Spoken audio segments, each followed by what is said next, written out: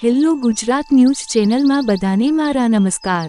હવે જોઈએ આજના મુખ્ય સમાચાર। જૂનાગઢ મહાનગરપાલિકાની સામાન્ય ચૂંટણી ગત તારીખ 16/2/2025ના રોજ મતદાન થયેલ હતું, ત્યારે આજે તારીખ 18/2/2025ના રોજ મતગણતરી થયેલ હોય, યાને કે આજે ટોસ ઉલાડીને બેટિંગ કોણ કરશે અને ફિલ્ડિંગ કોણ ભરશે એ બાબતે જોઈએ તો જૂનાગઢ મહાનગરના દિગ્ગજ નેતાના પુત્રને હારનો સામનો કરવો પડ્યો છે।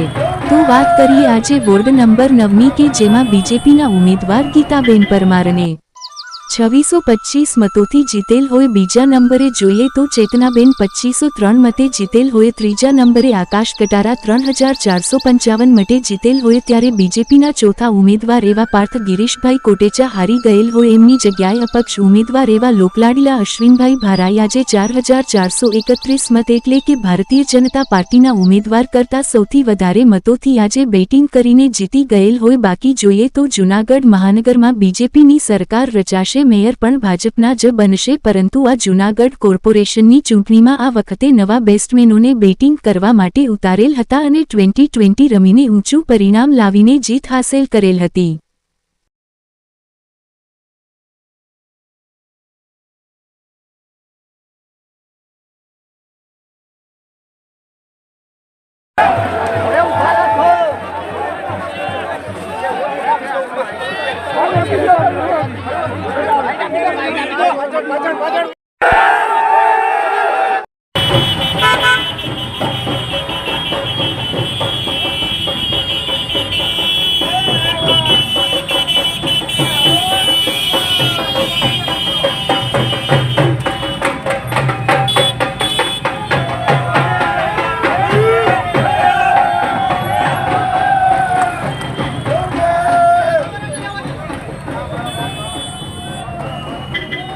ચાલો મિત્રો, ફરી મળીશું। હેલો ગુજરાત ન્યૂઝ ચેનલમાં બધાને મારા નમસ્તે।